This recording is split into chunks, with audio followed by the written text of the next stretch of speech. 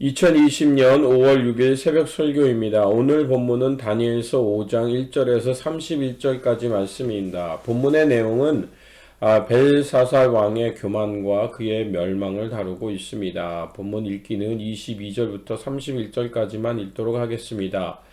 벨사살이여, 왕은 그의 아들이 되어서 이것을 다 알고도 아직도 마음을 낮추지 아니하고 도리어 자신을 하늘의 주제보다 높이며 그의 성전 그릇을 왕 앞으로 가져다가 왕과 귀족들과 왕후들과 후궁들이 다 그것으로 술을 마시고 왕이 또 보지도 듣지도 알지도 못하는 금, 은, 구리, 쇠와 나무, 돌로 만든 신상들을 찬양하고 도리어 왕의 호흡을 주장하시고 왕의 모든 길을 작정하시는 하나님께는 영광을 돌리지 아니한지라.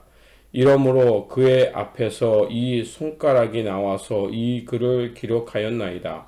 기록된 글자는 이것이니 곧 메네 데갈 우바르시니라.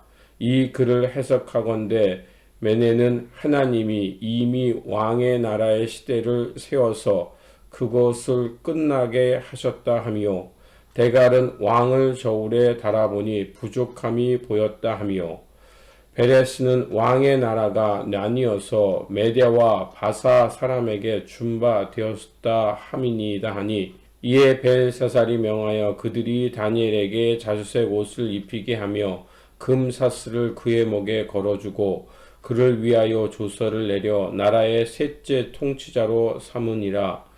그날 밤에 갈대아 왕 벨사살이 죽임을 당하였고 메대 사람 다리오가 나라를 얻었는데 그때의 다리오는 62세였더라. 그러니까 느부갓네살의 왕의 뒤를 이어서 벨사살이 바벨론의 왕이 되었습니다. 하지만 그는 교만하여서 하나님의 성전을 기물로 술을 마시고 우상을 찬양합니다.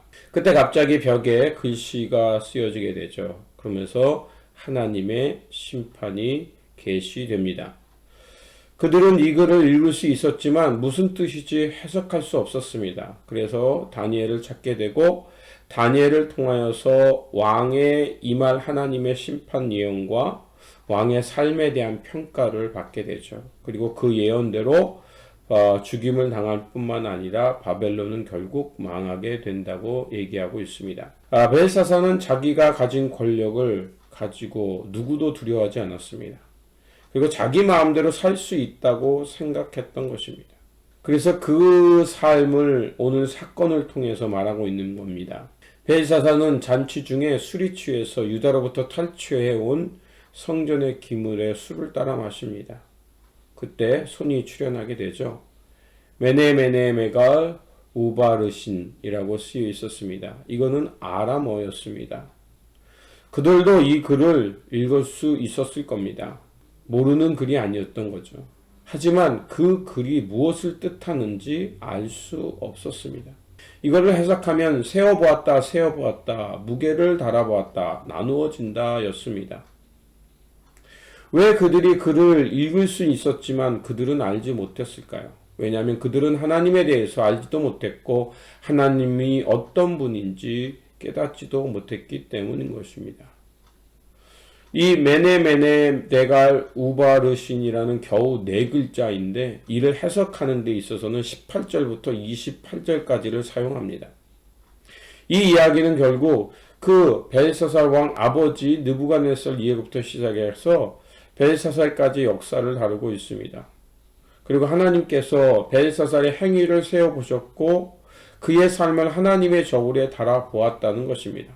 하지만 그의 행실은 하나님의 기준에 미치지 못하였고 미달되었다는 것입니다.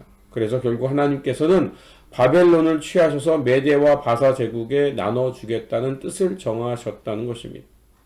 벨사살은 자신이 이 세상의 주인이라고 생각했습니다. 그러나 이 세상을 다스리고 왕을 세우시는 분은 따로 있다는 것을 본문은 말하고 있습니다. 결국 역사의 주체는 하나님께 있고 바벨론 왕국도 이걸 허락하신 것도 그 나라를 지키시고 이끄신 것도 하나님이라는 것입니다. 하나님은 언제든지 그 왕국이 하나님의 의에 합하지 않다면 언제든지 하나님께서는 그 나라를 망하게도 하시고 무너뜨리게도 하신다는 것입니다. 오늘도 마찬가지입니다. 하나님께서는 다니엘이 살던 시대와 같은 다양한 것으로 하나님의 뜻을 사인으로 보여주십니다. 하나님은 분명하게 뜻을 풀어내고 있습니다. 특별히 요즘 이 코로나 바이러스를 통해서 전 세계가 바뀌어가고 있습니다. 우리가 선진국이라고 생각했던 그 나라들이 또 그들이 자랑하던 체제와 시스템이 이 바이러스라는 것을 어떻게 대응하는 차에서 그 나라가 어떤 수준에 있는지를 보여주고 있습니다. 우리가 선진국이라고 생각했던 그 나라들이 오히려 국민과 국가적 시스템이 부족하고 국민을 보호하지 못하는 허점들을 드러내고 있습니다. 여러분, 무엇이 진정으로 이 시대에 중요한 것일까요? 자본도, 총도, 군사력도 먼저 하나님의 뜻을 따라 살아가는 것이 중요함을 우리에게 다시 한번 말해주고 있습니다. 이 역사가 하나님의 뜻을 거스르면 언제든지 하나님은 사인을 통해서 우리를 깨닫게 하신다는 것을 볼 수가 있습니다. 이 세상에 하나님을 아는 사람 많습니다. 지식적으로 아주 충분한 사람도 많습니다. 성경에 대해서 해박한 사람도 많습니다. 그런데 과연 얼마나 성경을 통해 드러나는 하나님의 뜻을 알고 그 분의 뜻에 순종하며 살아가는 사람은 얼마나 될까요? 여러분, 우리는 이 시대 속에서 다시 한번 물어봐야 할 때가 됐습니다. 누가복음 18장 8절에 보면 주님께서 그 과부에 대한 불의한 재판장과 과부의 비유를 통해서 말씀하시면서 내가 너희에게 이르노니 속히 그 원한을 풀어주리라. 그러나 인자가 올 때에 세상에서 믿음을 보겠느냐 하시니라. 결국 하나님의 때를 향해서 그 믿음으로 사는 사람이 얼마나 있을 수 있냐는 겁니다. 하나님의 나라가 오기를 위해서 간절히 기도하는 사람이 과연 몇이나 되겠냐는 것입니다. 마태복음 25장에서 지혜로운 처녀의 비유도 마찬가지입니다. 그들 모두 10명의 처녀들은 잠들었습니다. 그런데 5명과 5명이 나눠지는데 지혜로운 처녀들은 어떻습니까? 그들이 비록 잠들었지만 그러나 신랑의 오실 때를 향해 준비하고 있었다는 것입니다. 과연 우리는 어떻습니까? 정말 하나님의 저울과 하나님의 의의 기준에 섰을 때 합당하고 그 기준을 넘을 수 있을 정도로 분명하게 구별되어 살고 있습니까? 우리는 늘 깨어서 우리가 하나님의 주권과 역사 속에 살고 있음을 잊지 말아야 합니다. 그리고 우리는 최선을 다해서 하나님의 뜻을 따라 살아가도록, 하나님의 뜻에 맞춰 살아가도록 노력해야 합니다.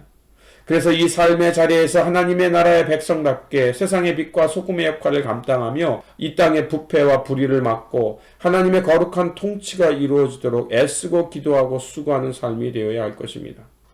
그러므로 이 아침을 깨우는 거룩한 성도들답게 진리와 성령 안에 깨어서 이 시대 가운데 하나님의 뜻을 알고 말씀이 지시하는 거룩한 땅, 하나님 나라의 여정을 향해 살아가는 저와 여러분들이 되시기를 다시 한번 주님의 이름으로 축원드립니다.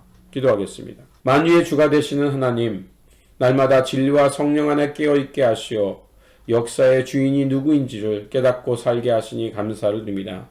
주님께 다시 한번 간구하오니 하나님 나라의 역사적 관점을 갖게 하시고 이 세상을 분별하면서 말씀이 지시하는 참된 평화와 의와 돌봄의 세상을 향해 살아가는 거룩한 백성들 되게 하여 주시옵소서.